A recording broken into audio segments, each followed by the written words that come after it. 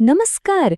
ચાલો આજે વાત કરીએ કેમિસ્ટ્રીના અમુક રિયલ સુપરસ્ટાર્સની. મતલબ કે પ્રતિક્રિયાત્મકતા શ્રેણીમાં જે ધાતુઓ એકદમ ટોપ પર બેઠી છે ને એમની. પણ અહીંયા એક મોટો સવાલ ઊભો થાય છે. જો આ ધાતુઓ આટલી બધી રિએક્ટિવ હોય તો પછી એને શુદ્ધ સ્વરૂપમાં અલગ કઈ રીતે પાડવામાં આવતી હશે? બસ આ જ રસપ્રદ સફર પર આજે આપણે નીકળવાના છીએ. ચાલો સમજીએ. Sanjay maths and science academy વતી આ સમજૂતીમાં આપનું સ્વાગત છે. ચાલો ત્યારે સીધા જ આજના વિષયમાં ડૂબકી લગાડીએ. તો સૌથી પહેલા આ સુપરસ્ટાર્સ કોણ છે એ તો જાણી લઈએ. જો આ એવી ધાતુઓ છે જે કુદરતમાં એટલી બધી સક્રિય હોય છે કે તમને ક્યારેય એકલી જોવા જ નહીં મળે. એ હંમેશા બીજા કોઈ તત્વ સાથે જોડાઈને એટલે કે કમ્પાઉન્ડ બનાવીને જ રહે છે. જાણે કે એમને સિંગલ રહેવું ગમતું જ નથી. અને આ રહી એ સુપરસ્ટાર્સની gang. Potassium, sodium, calcium, magnesium અને હા એલ્યુમિનિયમ. આ બધા સક્રિયતા શ્રેણીના જાણે કે કેપ્ટન છે. અને એટલે જ એમને એમના સંયોજનમાંથી છૂટા પાડવા એ કોઈ નાનીસૂની વાત નથી, એક મોટો પડકાર છે. હવે જુઓ, સામાન્ય રીતે શું થાય? જે ધાતુઓ થોડી ઓછી રિએક્ટિવ હોય ને એના માટે તો આપણે કાર્બનનો ઉપયોગ કરીને એમને આરામથી અલગ કરી લઈએ છીએ. પણ અહીંયા આ સુપરસ્ટાર ધાતુઓ સામે આપણી આ જૂની અને જાણીતી ટ્રીક બિલકુલ કામ નથી કરતી. કાર્બન અહીંયા ફેલ થઈ જાય છે. એટલે સવાલ તો મનમાં થાય જ કે ભાઈ એવું તે શું છે આ ધાતુઓમાં કે કાર્બન જેવો સસ્તો અને સારો ઉપાય પણ એમની સામે પાણી ભરે છે? શા માટે કાર્બનનો ઉપયોગ નથી કરી શકાતો? આ સ્લાઇડ પર એક નજર નાખો, આખો ખેલ સમજાઈ જશે. એક બાજુ ઝિંક અને લોખંડ જેવી ધાતુઓ છે જ્યાં કાર્બનથી રિડક્શન એકદમ મસ્ત કામ કરે છે. પણ જેવી વાત સોડિયમ કે એલ્યુમિનિયમ પર આવે તો જુઓ, ત્યાં મોટો ચોકડો મારેલો છે. મતલબ કે આ પદ્ધતિ ત્યાં ચાલતી જ નથી. તો આ ભેદભાવ શા માટે? અને આનો જવાબ ખબર છે. આ એક જ વાક્યમાં છે. જુઓ, આ જે ટોચની ધાતુઓ છે ને એમને ઓક્સિજન માટે જબરદસ્ત લગાવ હોય છે. એમ કહી શકાય કે એમની વચ્ચેનું આકર્ષણ બળ એટલું બધું સ્ટ્રોંગ છે કે બિચારો કાર્બન એમની વચ્ચે આવી જ નથી શકતો. કાર્બનમાં એટલી તાકાત જ નથી કે આ મજબૂત જોડીને તોડી શકે. તો પછી શું?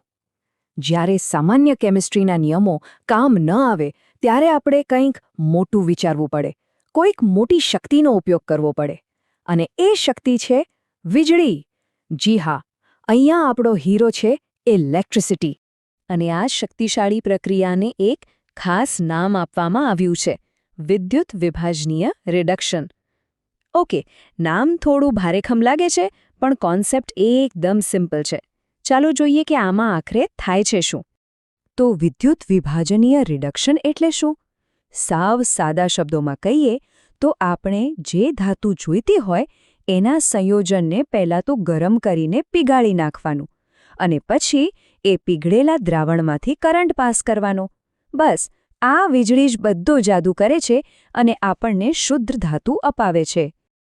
ચાલો આ આખી પ્રોસેસને સ્ટેપ બાય સ્ટેપ સમજવા માટે એકદમ જાણીતું ઉદાહરણ લઈએ. Sodium chloride. હા, એ જ આપણું સાદું મીઠું. જોઈએ કે એમાંથી શુદ્ધ સોડિયમ ધાતુ કેવી રીતે બહાર કાઢવામાં આવે છે. જુઓ, આખી પ્રક્રિયાને આપણે 3 સરળ સ્ટેપમાં સમજી શકીએ છીએ. પહેલું, સંયોજનને પીગાળીને એનું લિક્વિડ બનાવવું. બીજું, એ લિક્વિડમાં 2 ઇલેક્ટ્રોડ્સ ડૂબાડવા, એક નેગેટિવ એટલે કે કેથોડ અને બીજો પોઝિટિવ એટલે કે એનોડ. અને ત્રીજું અને સૌથી ઇમ્પોર્ટન્ટ સ્ટેપ, એમાંથી ઇલેક્ટ્રિક કરંટ પસાર કરવો. જેવો કરંટ ચાલુ થાય ને તરત જ એક્શન શરૂ. કેથોડ જે નેગેટિવ છે એની પર અસલી જાદુ થાય છે. દ્રાવણમાં જે સોડિયમના પોઝિટિવ આયન Na+ તરતા હોય છે એ બધા આ કેથોડ તરફ ખેંચાય છે. ત્યાં એ એક ઇલેક્ટ્રોન મેળવી લે છે અને શુદ્ધ સોડિયમ ધાતુ બનીને જમા થઈ જાય છે. આ જ તો છે રિડક્શન. અને એ જ સમયે બીજી બાજુ એટલે કે એનોડ પર જે પોઝિટિવ છે ત્યાં શું થાય? ત્યાં ક્લોરાઇડના નેગેટિવ આયન Cl- પહોંચી જાય છે. ત્યાં જઈને એ પોતાનો વધારાનો ઇલેક્ટ્રોન ગુમાવી દે છે અને ક્લોરીન ગેસ બનીને બહાર છૂટો પડી જાય છે. જોયું કેટલી સ્માર્ટ રીતે બંને તત્વો અલગ થઈ ગયા? અને હા, આ બ્રિલિયન્ટ મેથડ ખાલી સોડિયમ માટે જ નથી હો. આપણી ખૂબ જ કામની ધાતુ એલ્યુમિનિયમ એને પણ એના ઓક્સાઇડમાંથી બસ આ જ રીતે મેળવવામાં આવે છે. ટૂંકમાં નિયમ સીધો છે. જે ધાતુ બહુ વધારે પડતી સક્રિય હોય એના માટે વીજળી જ છેલ્લો રસ્તો છે. ચાલો, શુદ્ધ ધાતુ તો આપણને મળી ગઈ. પણ આ બધી મહેનત પાછળ એક બહુ મોટી વાત છુપાયેલી છે, અને એ છે આ પ્રક્રિયાનો ખર્ચ. આટલી બધી વીજળી વાપરવાનો કંઈક તો અર્થ નીકળતો હશે ને? તો વાત એમ છે કે આ વિદ્યુત વિભાજનની પ્રક્રિયામાં ખૂબ જ વધારે વીજળી વપરાય છે, અને વીજળી કંઈ સસ્તી તો છે નહીં.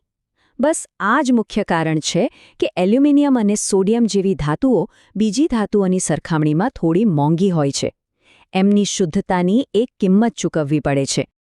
તો હવે પછી જ્યારે પણ રસોડામાં એલ્યુમિનિયમ ફોઇલનો રોલ હાથમાં લો ત્યારે 1 સેકન્ડ માટે વિચારજો કે એ પાતળા ચમકતા કાગળની પાછળ કેટલી મોટી ફેક્ટરી, કેટલી બધી વીજળી અને કેવું અદ્ભુત વિજ્ઞાન છુપાયેલું છે. ખરેખર વિચારવા જેવું છે, ખરું ને? આશા છે કે આ સુપરસ્ટાર ધાતુઓને અલગ પાડવા પાછળનું વિજ્ઞાન હવે એકદમ ક્લિયર થઈ ગયું હશે. આવા જ બીજા અઘરા લાગતા વિષયોને સરળતાથી સમજવા માટે સંજય મેથ્સ એન્ડ સાયન્સ એકેડેમીને લાઇક, શેર અને સબસ્ક્રાઇબ કરવાનું ચોક્કસ યાદ રાખજો. ફરી મળીશું.